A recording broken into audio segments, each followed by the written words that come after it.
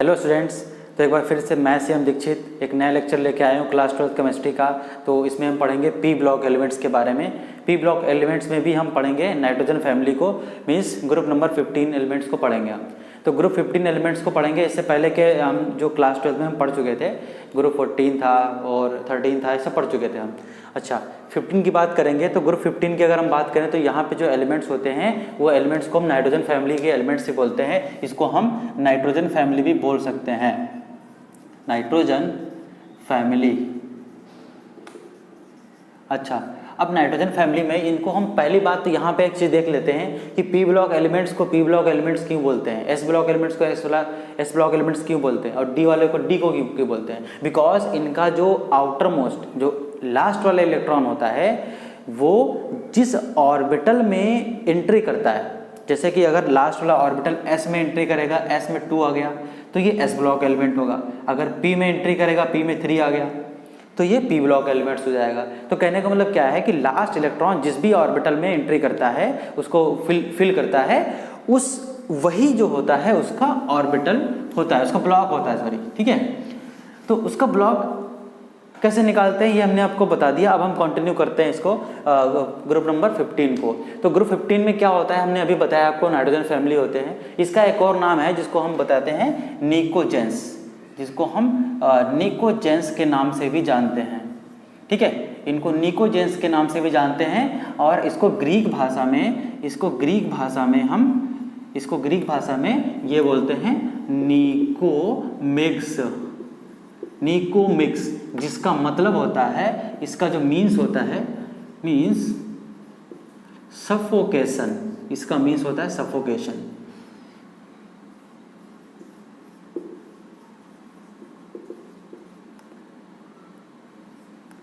ठीक है। सफोकेशन मतलब होता है इसका। अच्छा, तो सफोकेशन का मतलब क्या होता है कि इसके जो एलिमेंट्स होते हैं ग्रुप 15 के वो सफोकेशन कॉज करते हैं लिविंग बींग्स में। अच्छा, तो चलते हैं इसके हम कौन कौन से एलिमेंट्स पाए जाते हैं उनके नाम लिख लेते हैं यहाँ पे। तो नाइट्रोजन होता है, फास्फोरस होता है, आर्सेनिक होता है और एंटीमनी होता है एंड बिस्मथ होता है। Nitrogen, phosphorus, arsenic, antimony and bismuth. इसका सिंबल N होता है, फास्फोरस का P होता है, आर्सेनिक का AS से लिखते हैं, एंटीमनी को हम SB से लिखते हैं, बिस्मथ को BI से लिखते हैं। अच्छा, तो ये एलिमेंट्स, इतने एलिमेंट्स हमने यहाँ पे पढ़ना है ग्रुप 15 एलिमेंट्स में। अच्छा, तो इनकी बात करते हैं यहाँ पे। तो नाइट्रोजन, आपको पता होगा कि नाइट्रोजन और फास्फोरस जो है दीज आर नॉन मेटल्स, ये नॉन मेटल्स हैं, दीज आर नॉन मेटल्स। उसके बाद आर्सेनिक और एंटीमनी जो होते हैं ये मेटलॉइड्स होते हैं, मेटलॉइड्स मतलब मेटल्स भी हैं और नॉन मेटल्स भी हैं, दोनों के कैरेक्टर इनके पास होते हैं। और जो बिस्मिथ होता है ये अकेला मेटल होता है, ठीक है, ये मेटल होता है। तो चलिए हम इसकी अकरेंस की बात करते हैं कि कहाँ कहाँ पे ये एलिमेंट्स पाए जाते हैं। तो चलते हैं अकरेंस की बात करते हैं, कहाँ कहाँ पे पाए जाते हैं।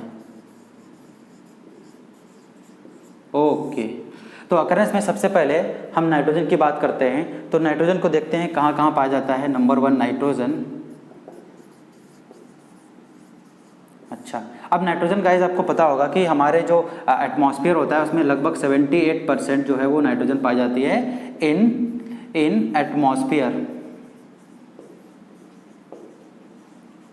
हमारे एटमॉस्फेयर में 78% नाइट्रोजन प्रेजेंट होती है। अच्छा, अब कुछ नाइट्रोजन का जो नाइट्रोजन का अमाउंट, कुछ अमाउंट अर्थ क्रस्ट में होता है एज ए मिनरल्स के फॉर्म में। तो मिनरल्स के फॉर्म में कौन कौन से मिनरल्स होते हैं यहाँ पे, तो हम बात कर लेते हैं मिनरल्स की। एक होता है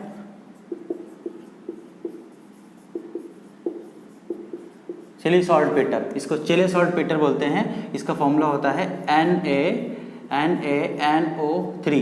दूसरा होता है जिसको बोलते हैं nitre is also known as Indian saltpetre, Indian saltpetre. Okay, इसका फॉर्मूला होता है KNO3 इसको बोलते हैं। अच्छा, और कुछ जो नाइट्रोजन है वो आपको पता होगा कि एनिमल बॉडी में भी पाई जाती है, एनिमल और प्लांट्स बॉडी में सम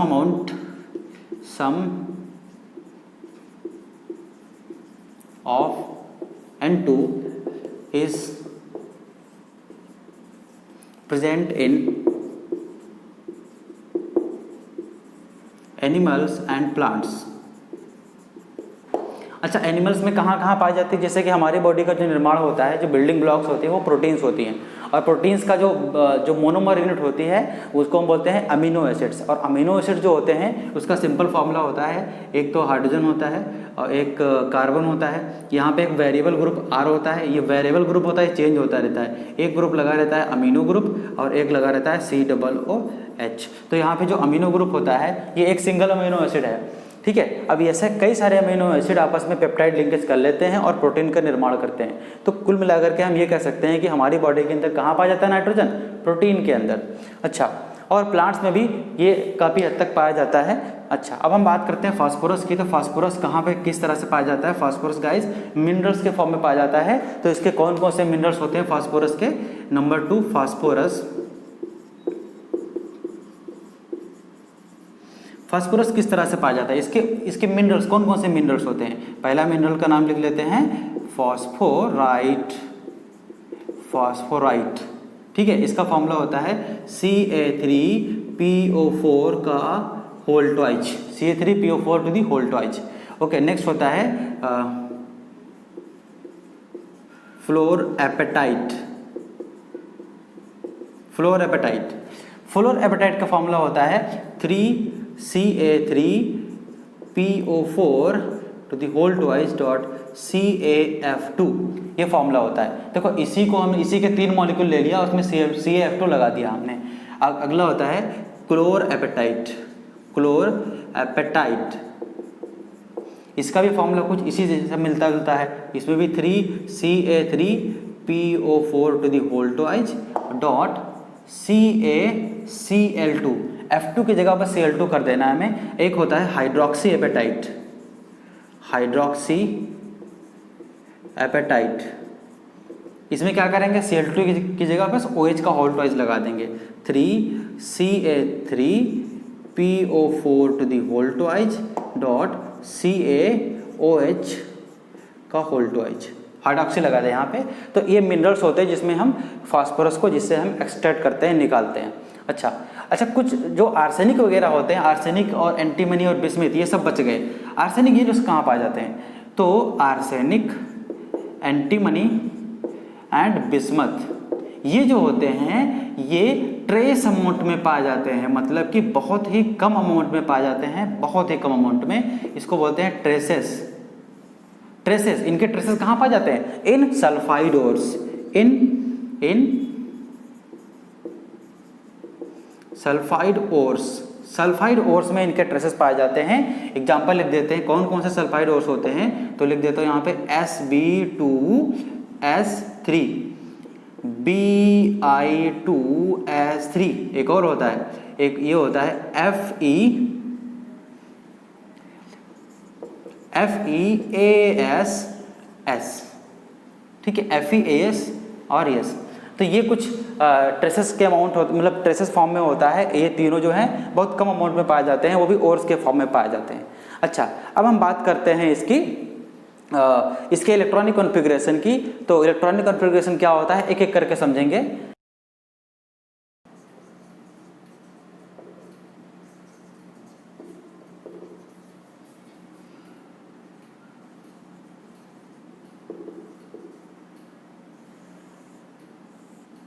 ओके, इलेक्ट्रॉनिक कॉन्फ़िगरेशन। तो देखते हैं गाइस इलेक्ट्रॉनिक कॉन्फ़िगरेशन कैसा होता है इनका। तो हम यहाँ पे एक टेबल सी बनाते हैं। तो यहाँ पे लिखेंगे हम पीरियड का नंबर, पीरियड, और यहाँ पे लिखेंगे एलिमेंट्स, और यहाँ पे लिखेंगे उसका atomic number,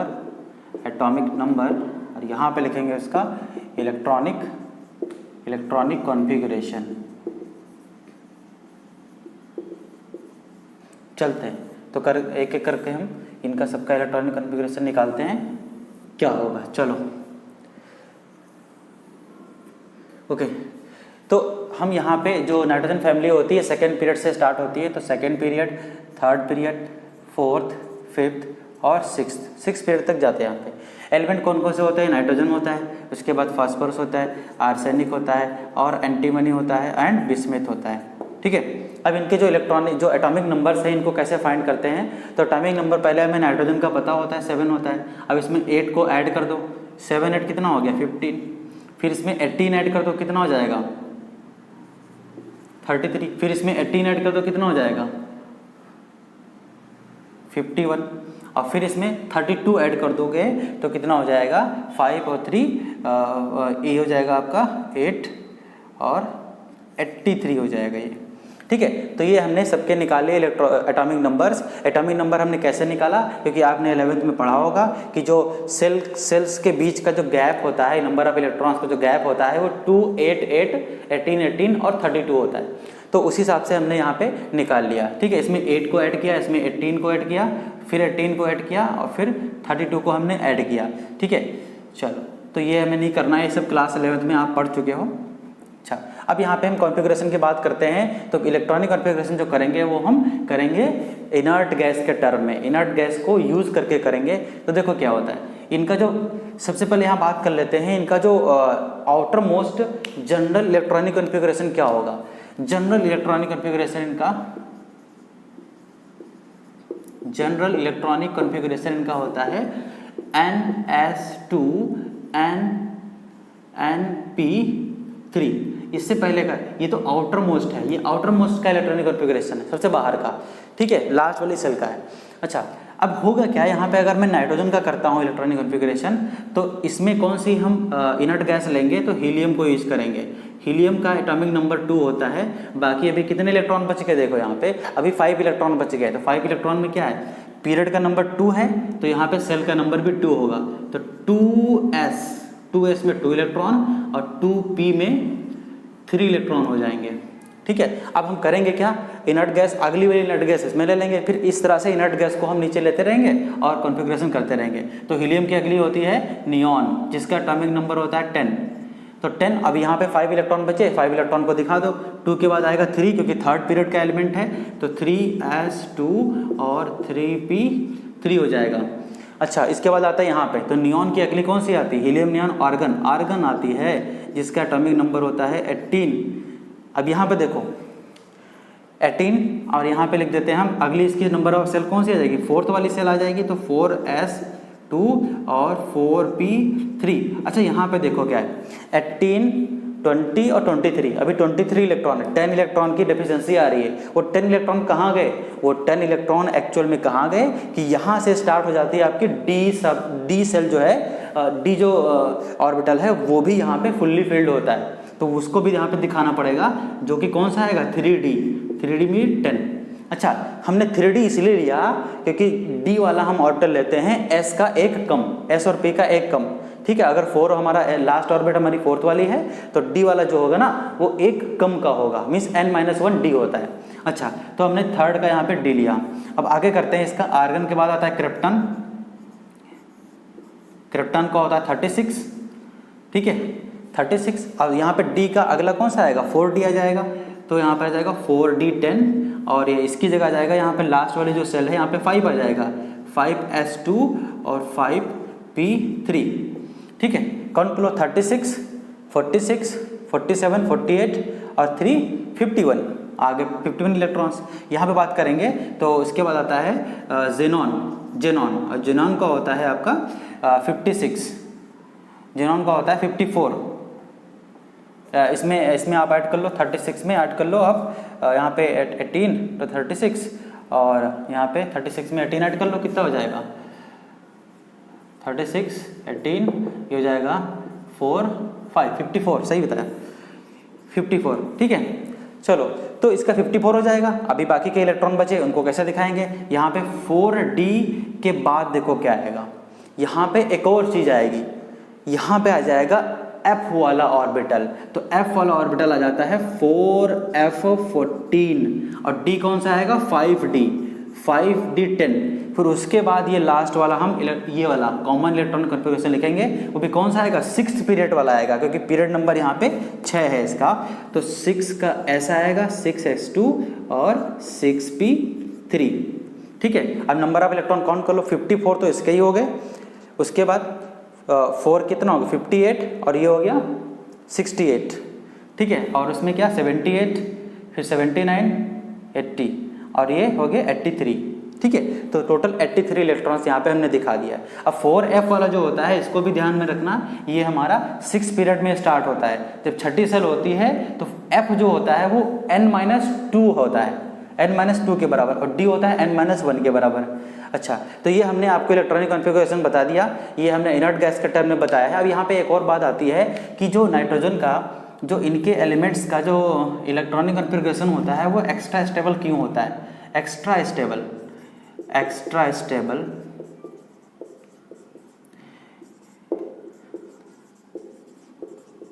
electronic configuration, extra stable electronic configuration इसलिए होता है, तो उसको समझने के लिए हम क्या करेंगे, इसके ऑर्बिटल्स को बनाते हैं। तो जो ns होता है, ns में कितने 2 इलेक्ट्रॉन होते हैं, np में कितने 3 बॉक्सेस होते हैं, 3 यहाँ पे ऑर्बिटल्स होते हैं।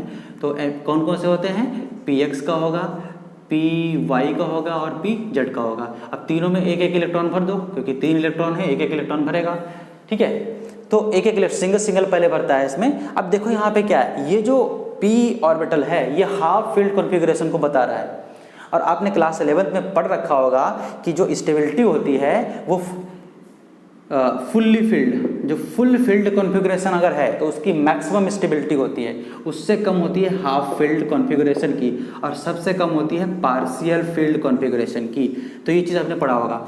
तो हाफ फील्ड कॉन्फ़िगरेशन है तो इसीलिए ये थोड़ा सा स्टेबल होता है। अच्छा, हम अगर कार्बन से कंपेयर करें इसको, तो कार्बन में कैसा होगा, कार्बन में होता है NS2 और NP, कार्बन कितना होगा 2s2 और 2p कितना होगा, यहाँ पे 3 था तो वहाँ पे कम हो जाएगा, 2p2 हो जाएगा। n में कितने, s में कितने हो जाएंगे 2 इलेक्ट्रॉन, और p में कितने हो जाएंगे 2 इलेक्ट्रॉन, तो 1 इसमें 1 इसमें। ये देखो पार्शियल फील्ड कॉन्फ़िगरेशन है, तो पार्शियल फील्ड कॉन्फ़िगरेशन है मतलब ये अनस्टेबल होगा या फिर कम स्टेबल होगा as compare to the nitrogen और ग्रुप 15 एलिमेंट्स। अच्छा, ओके। एटॉमिक और आयनिक रेडियाई। तो एटॉमिक और आयनिक रेडियाई की अगर हम बात करेंगे यहाँ पे, तो गाइस अगर एटॉमिक की बात करते हैं तो एटम की रेडियस या उसका साइज, और आयंस की बात करते हैं तो जब एटम ये कभी न कभी आयंस में कन्वर्ट हो जाते हैं तो आयंस की रेडियस, उसकी रेडियस और आयनिक रेडियस क्या होती है। ओके, तो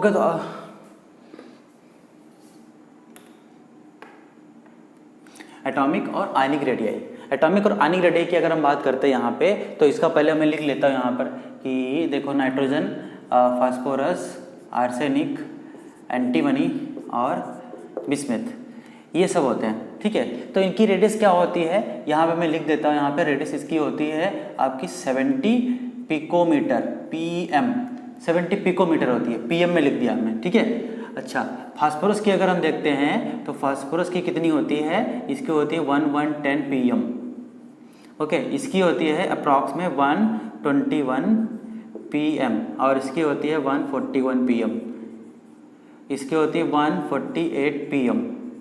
अच्छा, अब pm जो होता है ना, पिकोमीटर को बोलते हैं। अब यहाँ पे देखो क्या होता है, 1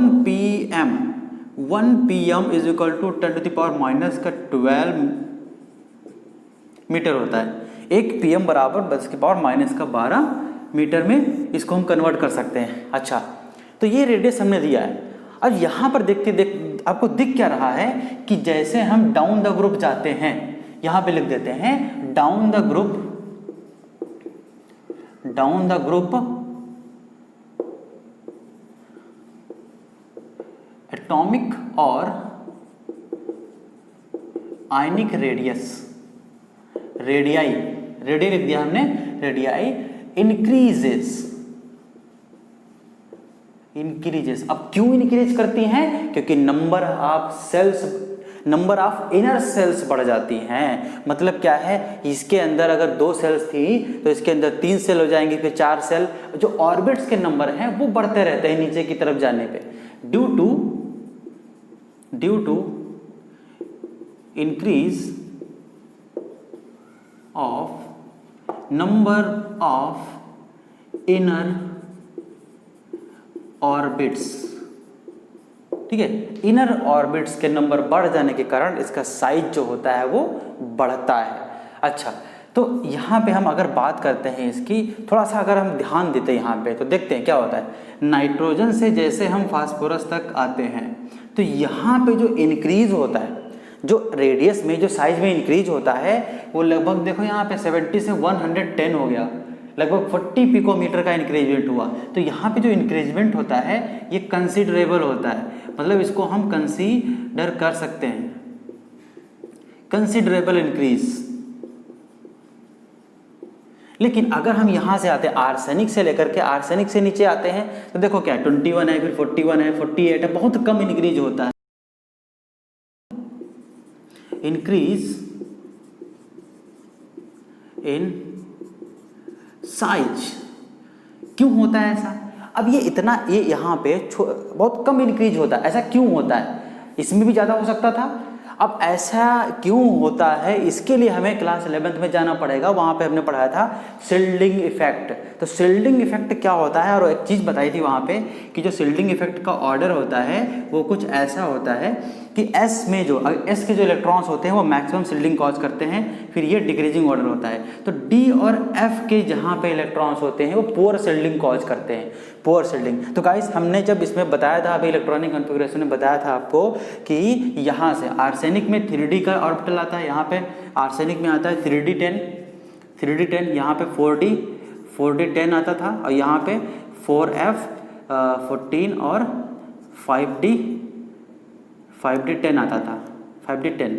तो ये जो यहाँ पे देखो आर्सेनिक से नीचे की तरफ जब चलते हैं तो जो D और F के जो इलेक्ट्रॉन्स हैं ये पुअर शिल्डिंग कॉज करते हैं, जिसकी वजह से न्यूक्लियस क्या करता है, आउटर मोस्ट ऑर्बिट को अपनी तरफ हल्का सा खींचे रहता है। जब शिल्डिंग पुअर होगी, शिल्डिंग का मतलब क्या होता है, जो आउटर मोस्ट सेल का और न्यूक्लियस के बीच का अट्रैक्शन होता है, तो उसके बीच में जो इलेक्ट्रॉन्स पाए जाते हैं वो क्या करते हैं, उसके अट्रैक्शन को कम करते हैं। शिल्डिंग ज़्यादा होगी तो अट्रैक्शन कम होगा, लेकिन शिल्डिंग यहाँ पे पुअर हो रही है तो अट्रैक्शन बढ़ जाएगा, तो न्यूक्लियस क्या करेगा, आउटर मोस्ट ऑर्बिट को अपनी तरफ हल्का सा खींच लेगा। साइज तो बढ़ेगा लेकिन हल्का सा जब खींच लेगा तो उतना नहीं बढ़ पाएगा जितना बढ़ना चाहिए था इसको। अच्छा, तो क्यों होगा ऐसा? Due to fulfilled D and F orbitals। ये क्या कॉज करते हैं, ये कॉज करते हैं कॉजेस पुअर शिल्डिंग,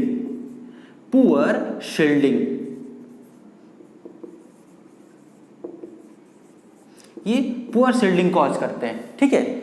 अच्छा, अब क्या करते हैं यहाँ पे हमने साइज के बारे में बात कर लिया, जितनी भी चीज़ें थी यहाँ पे हमने बात कर लिया। अब हम बात करेंगे आयोनाइजेशन एंथैल्पी की। तो गाइस आयोनाइजेशन एंथैल्पी क्या होती है कि किसी इलेक्ट्रॉन को उसकी आउटर मोस्ट ऑर्बिट से इलेक्ट्रॉन्स को निकालने के लिए जो हमें एनर्जी देनी पड़ती है उसको हम बोलते हैं आयोनाइजेशन एनर्जी। और आयोनाइजेशन एनर्जी हम एक एक करके बात करेंगे, और ये जो होती है ग्रुप में नीचे की तरफ जाने पे, डाउन द ग्रुप, जब हम ग्रुप में नीचे की तरफ जाते हैं तो आयोनाइजेशन एनर्जी क्या होती है गाइस, आयोनाइजेशन एनर्जी घटती है। क्यों घटती है इसकी अगर हम बात करेंगे तो घटती इसलिए है क्योंकि जब हम ग्रुप में नीचे की तरफ जाते हैं तो जो आउटर मोस्ट इलेक्ट्रॉन होता है उसका न्यूक्लियस के प्रति जो अट्रैक्शन होता है वो कम हो जाता है, न्यूक्लियस के प्रति अट्रैक्शन कम हो जाता है। जैसे कि पहले यहाँ पे था, ये न्यूक्लियस है, पहले फर्स्ट ऑर्बिट में था इलेक्ट्रॉन, ठीक है। अब जो हम नीचे की तरफ गए तो उसकी कई सारे सेल्स के नंबर बढ़ जाते हैं, ऑर्बिट के नंबर बढ़ जाते हैं। अब यहाँ पे न्यूक्लियस है, अब उसके सेल्स के नंबर बढ़ गए, अब इलेक्ट्रॉन यहाँ पे है। अब तो पहले आउटर मोस्ट ये था, अब आउटर मोस्ट ये है। तो जब डिस्टेंस बढ़ गई, काफ़ी दूर हो गया, तो ऐसे क्या हो जाएगा, जैसे हम नीचे जाएंगे ग्रुप में तो इलेक्ट्रॉन जो आउटर मोस्ट ऑर्बिट है वो दूर होती चली जाएगी, तो न्यूक्लियस का उसके प्रति अट्रैक्शन भी तो कम हो जाएगा। तो इलेक्ट्रॉन जो है आउटर मोस्ट वो क्या करेगा, वो अपने आप को फ्री महसूस करेगा, तो वो उसको हम आसानी से बाहर निकाल सकते हैं। मतलब यहाँ पे जब बिल्कुल न्यूक्लियस के पास में था तो थोड़ी ज़्यादा एनर्जी देना पड़ता था हमें, अब न्यूक्लियस के थोड़ा सा दूर गया तो थोड़ी सी कम एनर्जी देना पड़ेगा, निकल जाएगा।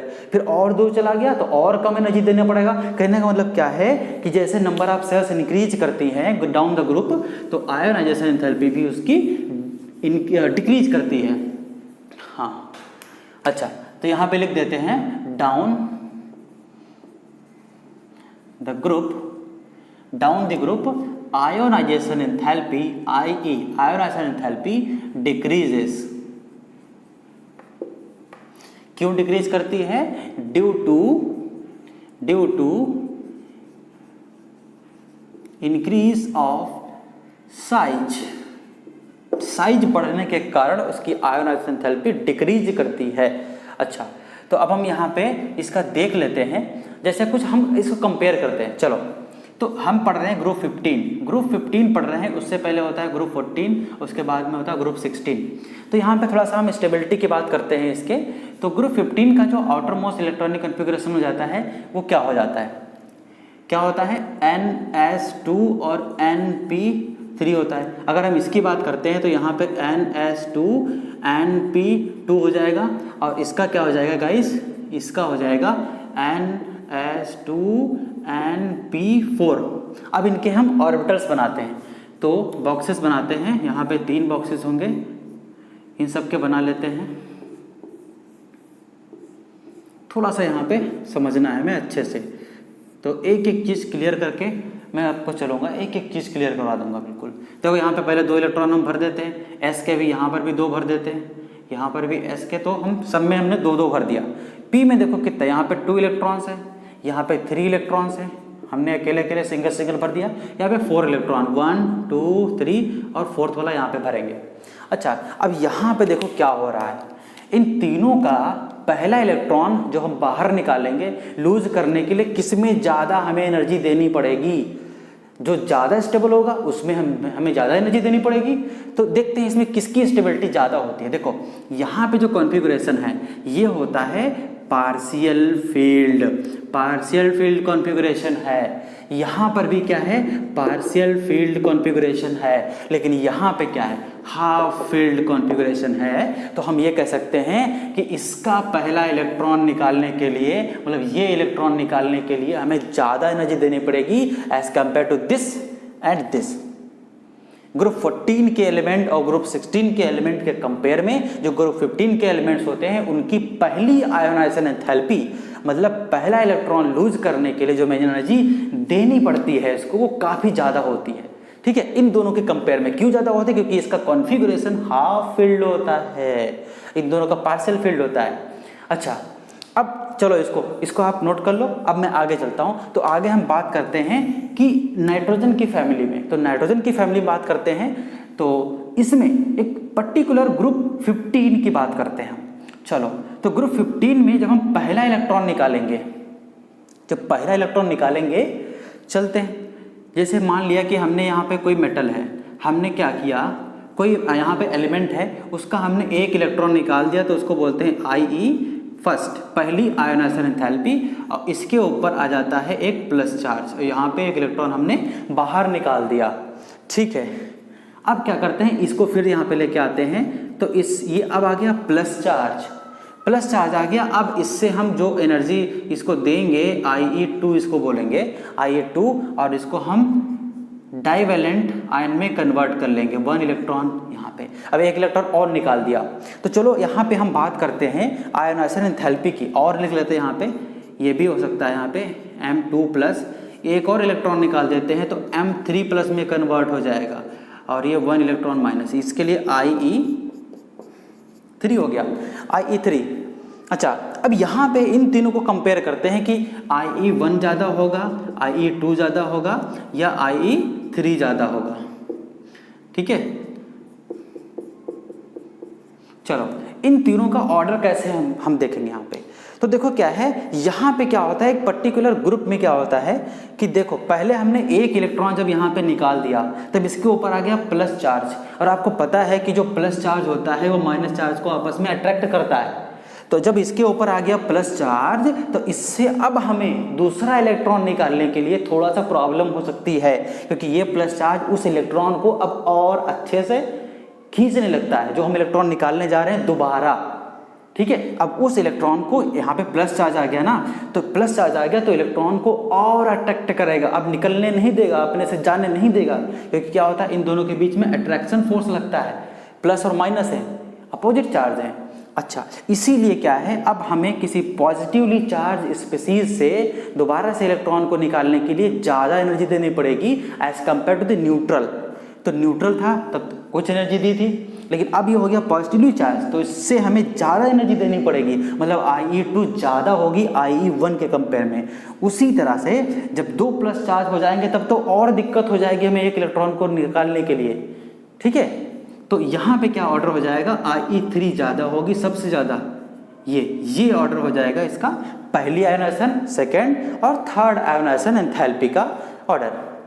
अच्छा, तो आई थिंक आपको ये एक एक चीज़ क्लियर होकर के चला होगा, बढ़िया से क्लियर हो गया होगा। चलते हैं अब हम बात करते हैं इलेक्ट्रोनेगेटिविटी की। तो व्हाट इज द इलेक्ट्रोनेगेटिविटी? तो गाइस इलेक्ट्रोनेगेटिविटी क्या होती है कि बॉन्डेड, हमने देखा है, आपने देखा होगा कि जो बॉन्ड पेयर होता है, bond pair in the sense, जैसे कि यहाँ पे हम एग्जांपल ले लेते हैं, अमोनिया का ही एग्जांपल ले लेते हैं। तो अमोनिया का आपको पता होगा कि ये इसका होता है, but this is not actual structure, actual structure कुछ और होता है। यहाँ पे हमने सिंपल इसका ऐसे फॉर्मूला ले लिया है। तो देखो क्या यहाँ पे, अब यहाँ पे अगर हम इलेक्ट्रोनेगेटिविटी की बात करते हैं तो ये जो बॉन्ड पेयर है इसमें 2 इलेक्ट्रॉन्स होते हैं, इसको बोलेंगे एक बॉन्ड पेयर, और जो यहाँ पे बच जाता है इसको बोलते हैं लोन पेयर, LP, इसको LP बोलते हैं, एंड दिस इज BP, ये बॉन्ड पेयर है। अच्छा, तो बॉन्ड पेयर में जो 2 इलेक्ट्रॉन्स हैं, इन दोनों इलेक्ट्रॉन्स को कौन अपनी तरफ अट्रैक्ट कर रहा है ज़्यादा? तो नाइट्रोजन क्या करता है, अपनी तरफ इनको अट्रैक्ट करता रहता है, ये अट्रैक्ट करता रहता है। तो जब भी ये टूटेगा तो H+ में टूटेगा और नाइट्रोजन पे माइनस चढ़ जाएगा, ठीक है। तो इसी जैसे कि हमें यहाँ पे HCl को देख लें, HCl, तो Cl क्या करता है, अपनी तरफ इस बॉन्ड को खींचता रहता है। इसी अट्रैक्शन को, बॉन्ड पेयर के इलेक्ट्रॉन्स को अट्रैक्ट करने की जो क्षमता होती है, इसी को बोलते हैं इलेक्ट्रोनेगेटिविटी, ठीक है। अब ये जो है देखो क्या, जब ग्रुप में नीचे की तरफ बढ़ते हैं, जब ग्रुप में नीचे की तरफ हम बढ़ते हैं तो जो साइज बढ़ता है, सेंट्रल एटम का साइज बढ़ता है, साइज बढ़ता है तो जो इसकी अट्रैक्शन करने की जो पावर है, जो खींचने की पावर है, वो कम हो जाती है। तो हम ये भी कह सकते हैं कि down the group electronegativity decreases, electronegativity decrease करती है। तो अगर हम इलेक्ट्रोनेगेटिविटी की बात करते हैं यहाँ पे इसकी,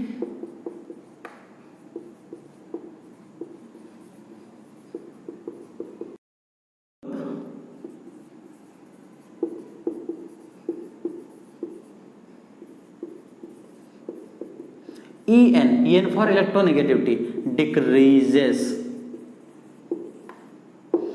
decreases due to increase of size, ठीक है, साइज। तो जो सेंट्रल आइटम है, यहाँ पे सेंट्रल आइटम है, उसका साइज बढ़ जाने के कारण क्या होता है कि उसकी अट्रैक्शन पावर, खींचने की पावर क्षमता जो कम हो जाती है, क्योंकि न्यूक्लियस से काफ़ी दूर हो जाता है, उसका वैलेंस सेल न्यूक्लियस से काफ़ी दूर हो जाती है, तो अट्रैक्शन, वो वैलेंस सेल के इलेक्ट्रॉन्स को अट्रैक्ट करने की क्षमता उसकी कम हो जाती है। तो जब क्षमता कम हो जाती है तो इलेक्ट्रोनेगेटिविटी वही तो थी, उसकी पावर ही तो थी खींचने की, अब वो कम हो जाएगी। ओके, तो आई थिंक आपको ये एक एक चीज़ क्लियर हो गया होगा। ओके, तो नेक्स्ट प्रॉपर्टी देखते हैं मेटेलिक कैरेक्टर की। तो मेटेलिक कैरेक्टर क्या होता है, इसको आप समझ लीजिए। जो मेटेलिक कैरेक्टर होता है नाइट्रोजन फैमिली का, वो जो होता है metallic character is inversely proportional to the ionisation enthalpy, ionisation enthalpy के इनवर्सली प्रोपोर्शनल होता है। मतलब क्या है, metallic character down the group increase करता है due to decrease in ionisation energy या आयोनाइजेशन एंथैल्पी। अब कैसे समझते हैं इसको, तो पहले समझते हैं मेटेलिक बॉन्ड होता क्या है, मेटेलिक कैरेक्टर क्या होता है। चलो, जैसे कि एक आइटम लिया ये हमने, दूसरा आइटम ये ले लिया, तीसरा आइटम ये ले लिया, इस तरह से कई सारे आइटम्स पास पास में अरेंज हैं। इनका ये न्यूक्लियस ले लिया हमने, न्यूक्लियस में पॉजिटिव चार्ज होता है, ये पॉजिटिव चार्ज है न्यूक्लियस पे, ठीक है। अब होता क्या है मेटेलिक बॉन्ड में, मेटेलिक लैटिस में होता क्या है कि इसके जो वैलेंस सेल के इलेक्ट्रॉन्स हैं, इन सब के जो वैलेंस सेल के इलेक्ट्रॉन्स हैं, ये क्या करते हैं, ये एक दूसरे की वैलेंस सेल में आते जाते रहते हैं, एक दूसरे की वैलेंस सेल में मूव होते रहते हैं, इसीलिए इनके बीच में मेटेलिक बॉन्ड बनता है, ठीक है। वैलेंस सेल के जो इलेक्ट्रॉन्स होते हैं वो आसपास की जो वैलेंस सेल्स होती हैं दूसरे एटम्स के, दो बिटवीन टू एटम्स, इन दूसरे की जो वैलेंस सेल के इलेक्ट्रॉन्स होते हैं ये आपस में, ये इसमें चला जा सकता है, ये इसमें आ सकता है, तो ये मूव करते रहते हैं, जिसकी वजह से, और जितना ज़्यादा फ्री इलेक्ट्रॉन होगा उतना ज़्यादा मूव करेगा, तो जितना ज़्यादा फ्री महसूस करेगा इलेक्ट्रॉन वैलेंस सेल का उतना ही ज़्यादा मेटेलिक बॉन्ड होगा। अब फ्री महसूस करने की अगर हम बात करें तो छोटा एटम, एक न्यूक्लियस, और ये इतना बड़ा एटम है, ठीक है, इतना बड़ा एटम है, अब दूसरा एटम है उसका साइज बढ़ गया, तीसरा एटम उसका साइज और बढ़ गया, तो जब साइज बढ़ता है तो आउटर मोस्ट सेल का जो अट्रैक्शन होता है, मतलब जो वैलेंस सेल का इलेक्ट्रॉन है, वैलेंस सेल का इलेक्ट्रॉन, ठीक है, इस इलेक्ट्रॉन का न्यूक्लियस के प्रति जो अट्रैक्शन था, इन दोनों के बीच में जो अट्रैक्शन था वो कम हो जाता है, वो कम हो जाता है जब साइज जैसे जैसे बढ़ता है। जब साइज बढ़ता है तो अट्रैक्शन कम हो जाता है, तो इलेक्ट्रॉन जो है फ्री महसूस करने लगता है अपने आप को, या कह सकते हो लूजली बॉन्डेड होता है न्यूक्लियस के साथ में। तो जब इलेक्ट्रॉन जितना ज़्यादा लूजली बॉन्डेड होगा उतना ही ज़्यादा मेटेलिक कैरेक्टर होगा। अच्छा, अब लूजली बॉन्डेड होने का मतलब क्या है? जब इलेक्ट्रॉन लूज होगा, इसका मतलब कब लूज होता है? जब आयोनाइजेशन एंथैल्पी कम होती है। लूज हो गया तो अब इसको थोड़ी सी एनर्जी देते ही ये बाहर निकल जाएगा, इसका इमिशन हो जाएगा। लेकिन यहाँ पे क्या था, जब बहुत पास में था न्यूक्लियस के, तो इसको हमें ज़्यादा एनर्जी देनी पड़ रही थी इसको, इसके इमिशन के लिए, ठीक है। तो हम ये कह सकते हैं कि डाउन द ग्रुप साइज बढ़ रहा है। साइज बढ़ने के साथ में क्या हो जाता है, आयोनाइजेशन एंथैल्पी डिक्रीज करती है, आयोनाइजेशन एंथैल्पी डिक्रीज करती है। लेकिन जो मेटेलिक कैरेक्टर है, मेटेलिक कैरेक्टर वो इंक्रीज करता है। ओके, आई थिंक आपको क्लियर हो गया होगा। तो मेटेलिक कैरेक्टर इंक्रीज करेगा कब? जब आयोनाइजेशन एंथैल्पी डिक्रीज करेगी, ठीक है। और आयोनाइजेशन एंथैल्पी डिक्रीज कहाँ करती है? ग्रुप में, डाउन द ग्रुप। ओके, तो ग्रुप 15 में हम अगर बात करें तो जो मेटेलिक कैरेक्टर है वो नीचे की तरफ बढ़ता है।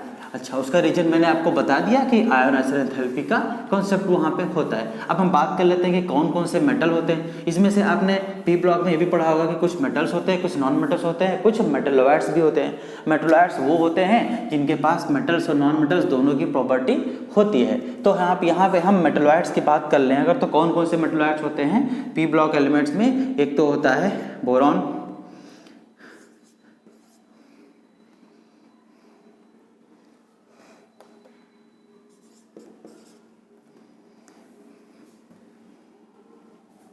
एक और होता है यहाँ पे सिलिकॉन,